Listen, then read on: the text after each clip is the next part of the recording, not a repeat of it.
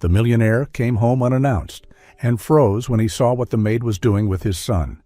The ocean was calm that morning, its surface smooth like glass, reflecting the pale blue sky over the eastern coast of Maine. Ethan Whitmore, 42 years old, tall, broad-shouldered, with strands of gray in his dark brown hair, was adjusting the sail on a yacht he had designed himself, a vessel named Claire after his pregnant wife. Claire, 34, wore a white knit dress, reclining against the side of the boat, gently stroking her round belly. The sea breeze swept through her light blonde hair, carrying the salty, clean scent of the ocean. She looked at Ethan and smiled softly. "This will be our last little adventure before Chris arrives. I just know it's going to be beautiful." Ethan sat beside her, placing a hand on her belly, feeling the gentle kick of their son. "I know it too. Just 1 week, the three of us. You, me, and this little troublemaker." His eyes sparkled with a kind of love that needed no explanation. They first met at a marine conservation fundraiser. Claire was a marine biologist studying whales. Ethan, a naval engineer who had long given up on love after a painful divorce. But Claire brought with her the warmth of early summer sunshine, adding laughter, homemade cookies, and quiet music to a life that had been made only of shipyards and sea foam. "Chris will grow up surrounded by the ocean and love," Claire whispered, resting her head on Ethan's shoulder. The boat glided effortlessly over the water as if the ocean itself wished to hold on to this moment forever. For Ethan, life finally felt aligned, a woman he adored, a child growing inside her, and the dream of a family he never thought he would have. They didn't know yet. This journey would change everything. The first week of their voyage was nothing short of magical. They anchored in quiet, untouched coves, watched dolphins race the waves beside them, and fell asleep each night under a sky full of stars. Claire read parenting books. Ethan spent hours feeling every gentle kick from Chris. It felt like a dream, peaceful, whole, and almost too perfect to be real. But the ocean, like life, never stays predictable for long.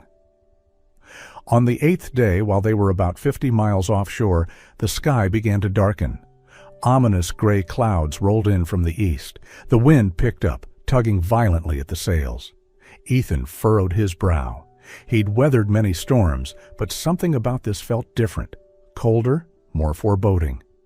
"You okay?" he asked as Claire clutched the railing, her face pale. I don't know. Chris is kicking more than usual." Her voice trembled. Within an hour, the wind had become a tempest. Waves, now towering more than 6 feet, slammed against the hull. Ethan gripped the helm tightly, trying to keep the vessel steady, but the GPS flickered. The radio went silent. They were completely cut off. He helped Claire down to the cabin, wrapping her in blankets, whispering words of reassurance while hiding the terror rising in his chest. Then it happened, something no preparation could have helped them face. Claire's contractions started, intense, fast. Ethan froze for a moment, then rushed to grab the first aid kit. He had never delivered a baby. The only knowledge he had came from survival classes he took years ago. But now there was no other choice. "Ethan, it's too early. This can't be happening," Claire sobbed between gasps. "You're going to be okay. I'm right here. I'll do everything, for you and for Chris," he whispered, gripping her hand. Time lost all meaning. Thunder, crashing waves, screams of pain, and labored breaths melded into a terrifying symphony. Then, Chris cried for the first time. It was a small sound, but to Ethan it was thunderous. A miracle. He wrapped the tiny baby in a clean towel, tears spilling onto his son's flushed face. Claire smiled, but it was faint. "Can you see him?" Ethan asked, holding the baby close to her. "I can. He's perfect. My little Chris," she breathed. But moments later, her body weakened. Blood kept coming. The first aid kit was useless, and Ethan, so capable on the water, was helpless now. He pressed towels, cradled her, pleaded with her, as if words could keep her from slipping away. "Don't go. You promised we'd raise him together." Claire smiled softly, her eyes fluttering shut. "Love him? For both of us." At sunrise, the storm had passed. The sea was still, the sky crystal blue, betraying no hint of the chaos before. The Coast Guard found the yacht drifting quietly. On the deck, Ethan sat with the newborn in his arms, staring silently toward the horizon. Claire passed away at dawn, just as the first light broke through the lingering storm clouds. Ethan held her cooling body for hours, silent, unmoving, clinging to the hope that if he held on tightly enough, she might come back. But the miracle didn't come again. On the fourth day, the rescue team finally reached the yacht. They found a man sitting motionless on deck, a newborn swaddled in his arms, an image both haunting and heartbreakingly tender. When asked for his name, Ethan only nodded. Words refused to leave his mouth. The journey back to shore felt longer than any voyage he had ever taken. Ethan couldn't recall what he said to the rescuers or whether he had eaten. All he remembered was keeping a firm grip on his son, as if letting go would shatter him completely. Claire's body was sent straight to the city morgue.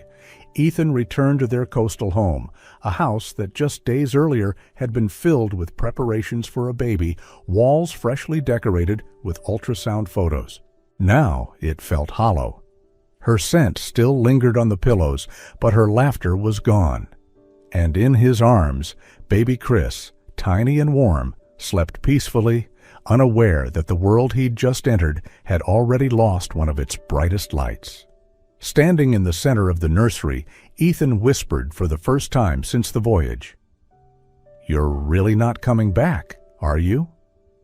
Ethan's coastal home, once filled with Claire's laughter and sunlight, had grown silent, cloaked in a quiet grayness.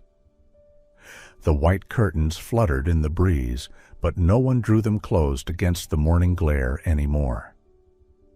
The rocking chair in Chris's nursery still sat by the window, surrounded by teddy bears, storybooks, and tiny clothes Claire had so carefully prepared. But Claire wasn't there anymore, and Chris, the baby born into a storm, hadn't slept a full night since he came home. He cried, constantly. On the first day back, Ethan thought it was hunger, a wet diaper, or discomfort. But it wasn't. No matter how full, warm, or gently held he was, Chris cried, long, wrenching wails that seemed to come from somewhere deeper, a loss the baby couldn't yet name. Ethan carried him through the halls all night, every night. His eyes were sunken, face unshaven. He tried soft lullabies, audiobooks, white noise machines that mimicked ocean waves. Nothing worked. Every time he thought Chris had drifted to sleep, minutes later the crying began again, as if he somehow sensed that the one he truly needed would never return. The pediatrician assured Ethan that Chris was physically healthy, but might be experiencing early attachment trauma, a common response in infants who lose maternal contact shortly after birth. Ethan hired 3 different nannies in 1 week. All came with stellar credentials and calm demeanors. All quit within days. "I've tried everything," one confessed. "He refuses the bottle, won't sleep more than a few minutes at a time. He cries until he's hoarse." For 3 nights straight, Ethan sat slumped beside Chris's crib, holding the baby's tiny hand as silent tears slid down his face. "I'm sorry, buddy," he whispered. "I don't know how to help you." Outside, the sea continued to whisper against the shore like it always had. But inside that house, a man was slowly breaking, and a child was crying for something he didn't yet understand, was gone. And then, when everyone else had given up, when Chris still cried every night and Ethan was nearly broken, Grace arrived. She came without fanfare, no promises, no airs. Grace Ramirez, 29, had arrived in the coastal town just days earlier with a worn-out suitcase, a handwritten reference letter from a former employer in Santa Fe, and the kind of soft, quiet eyes that listened more than they spoke. She was hired to clean only the first floor of the Whitmore estate. No entering bedrooms, no touching anything personal. Absolutely no contact with the baby. These were the rules, established after several nannies had walked out in frustration. Grace had no fancy degrees. She'd grown up in an orphanage, learning to care for others from a young age. Children, elderly folks, the sick. For her, cleaning wasn't about scrubbing or serving, it was about noticing, listening, not with the ears, but with the heart.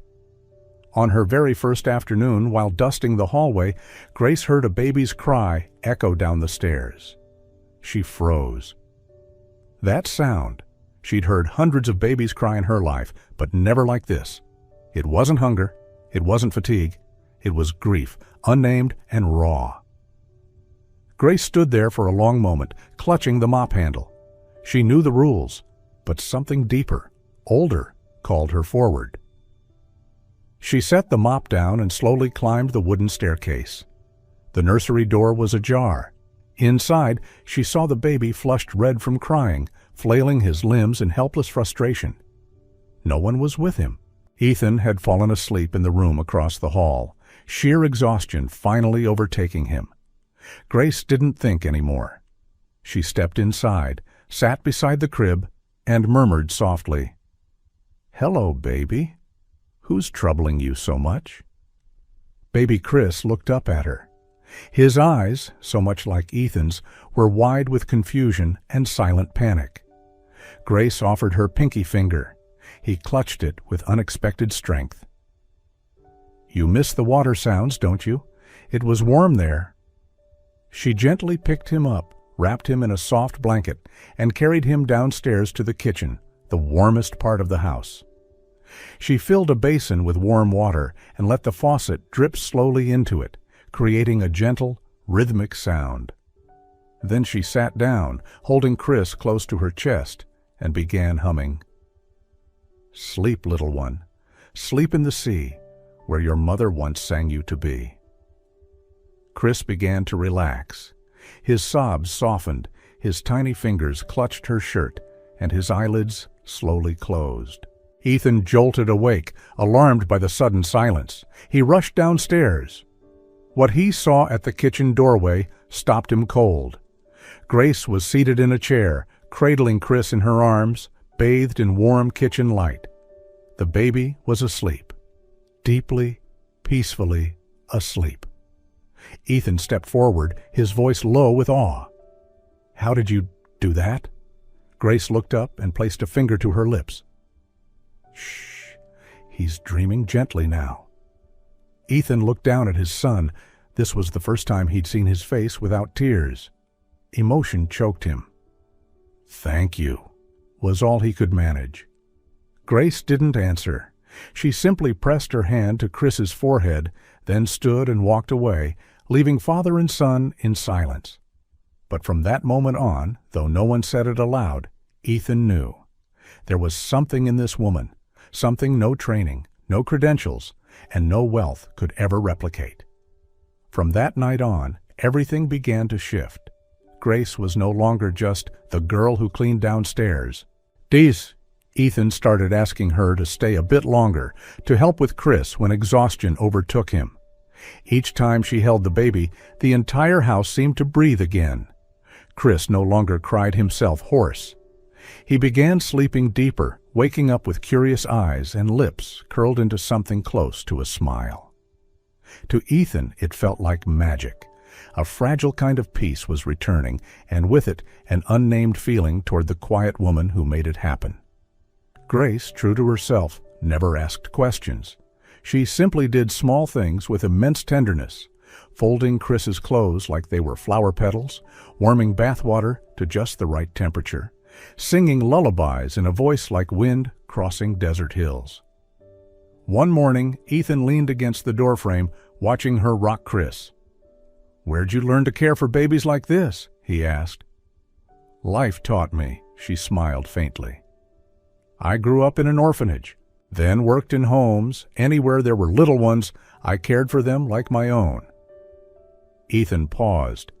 In his world, where degrees, credentials, and reputation ruled, Grace was from another planet. But that, perhaps, was what made it easier to breathe. But peace never stays long. On Grace's third week at the house, Margaret Whitmore arrived. She came from Boston, a woman of high society, impeccably dressed with the air of a museum curator. She wasn't cruel. She didn't yell. She simply didn't accept. Every word was dipped in sugar but carried thorns. "Ethan, the baby needs a qualified caregiver," she said upon finding Grace changing Chris's diaper in the living room. "Not a cleaner." Grace heard it. She didn't flinch, but Ethan saw the shift in her gaze, an invisible wall going up. He replied firmly, "Grace has done what 3 professionals couldn't. She gave Chris peace." Margaret's lips tightened. "I'm sure she has a kind heart, but my grandson deserves someone educated, someone who fits." After that, Margaret began staying more often, watching, waiting. She didn't scold, but she made her distance known, like she was biding time until Grace slipped up. Grace sensed it. She didn't complain. She simply stepped back, smiled less, only held Chris when truly needed. But Ethan saw the truth. Even if Grace retreated, Chris didn't. He cried when she left the room, only fed when she held him, and slept deepest when lulled by her voice. Ethan found himself between 2 worlds, one of legacy, propriety, and what was appropriate, the other of truth, emotion, and the woman who breathed life back into his child. One afternoon, he found Grace in the laundry room, folding Chris's onesies. Her hands trembled slightly. "Something wrong?" he asked. Grace didn't meet his gaze. "I think maybe it's time for me to go." "Grace? Your mother doesn't want me here, and maybe she's right. I don't have a degree. I'm not family. I'm not even sure I belong in a house like this." Ethan clenched his fists. "You do belong, because Chris needs you, because I need you too." Grace looked up, meeting his eyes for the first time. In that brief glance, something cracked, not their hearts, but the walls the world had built between them. Grace didn't cry when she left. She was used to quiet goodbyes, leaving the orphanage that first taught her how to survive, walking away from families who appreciated her kindness but never truly welcomed her presence. But this time, it hurt more. Margaret's words, "not a cleaner," echoed in her mind long into the night. Grace wasn't angry. The woman hadn't yelled, hadn't insulted her directly. But sometimes the quietest words cut the deepest. They reminded her that no matter how gently she held Chris, no matter how much love she poured into him, she would always be seen as someone who didn't belong.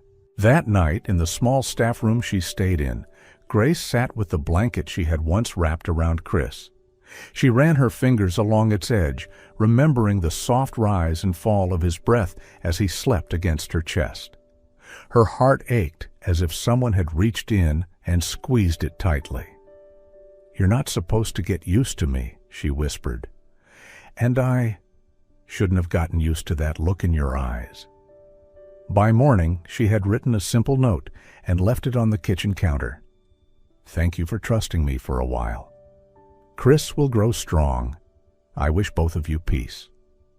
Then she left one quiet morning without a goodbye. And when the door closed behind her, the house returned to its original silence. But this time, it wasn't pain. It was absence. Chris started crying again, at first just in the night, then for hours. He refused bottles, lost sleep, dropped weight. Ethan tried new formulas, different lullabies, even a specialist. "He's physically fine," the doctor said, "but emotionally, he's likely grieving, a loss he can't explain yet." No more giggles, no reaching arms, just silence, as if every morning he waited for a melody that no longer came. Ethan picked him up, tried to soothe him. Chris didn't resist, but he didn't respond either. The way he lay motionless, like he was waiting for someone else, a different scent, a different heartbeat, made Ethan feel like a stranger in his own child's life. He had survived the loss of Claire, but this pain was different. It wasn't a storm. It was a slow, constant drip that drowned him breath by breath. One night, Chris cried for over 3 hours straight, his voice raw and breaking. Ethan tried walking him around, played Grace's old lullabies. But nothing helped. Exhausted, he placed Chris down, slumped against the wall, and buried his head in his hands. No more tears, just a void that echoed. "I'm sorry, Claire," he whispered, almost inaudible. "I think I'm losing our son." Ethan knew. This time it wasn't losing his mother, it was losing the only person who made him feel safe. The house became a mess again.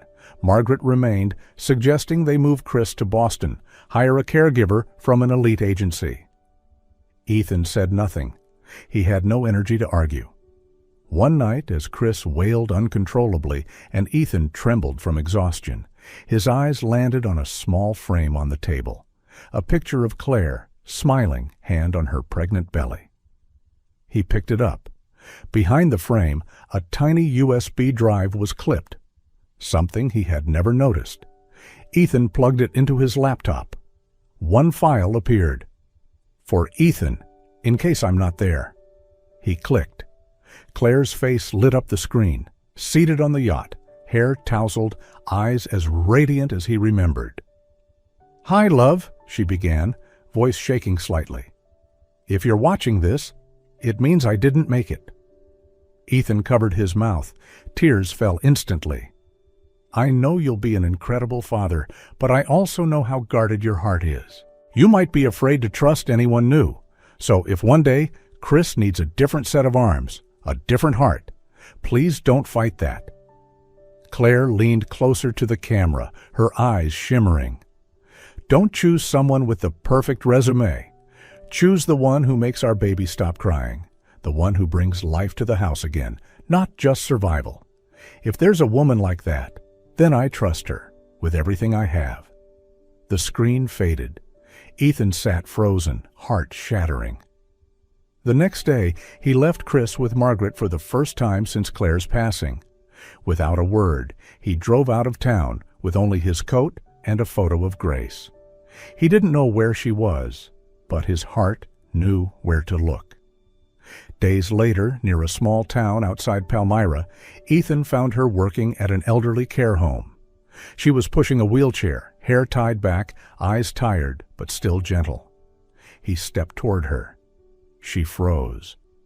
"You shouldn't be here," she said quietly. "I know, but I need to talk to you. About Chris. About me." Grace shook her head. "I left at the right time. I don't belong in that world. Chris hasn't slept since you left. He won't eat. He misses you. I do too." She said nothing. The elderly woman looked at them, then quietly rolled away. Ethan pulled the USB from his coat and handed it to her. "Claire left this. You should see it." That night, in a small rented room, Grace watched the video. When Claire said, "Choose the one who makes him stop crying." For the first time in years, she felt seen, not just useful, but worthy. A mother she had never met had somehow reached into the deepest corners of her loneliness and called her family. Grace's tears fell freely. She didn't sleep that night. Instead, she sat by the window, Claire's words echoing again and again. For the first time in years, Grace didn't feel like an outsider. She felt chosen. The next morning, she packed her things, not because someone asked her to, but because a mother she never met had believed in her. Beside her, Ethan couldn't hold back either. He turned his face, wiping his tears quickly, but not quickly enough. "Claire chose you," he whispered, "before I even realized how much I needed you." Grace shook her head, voice breaking. I don't think I deserve that.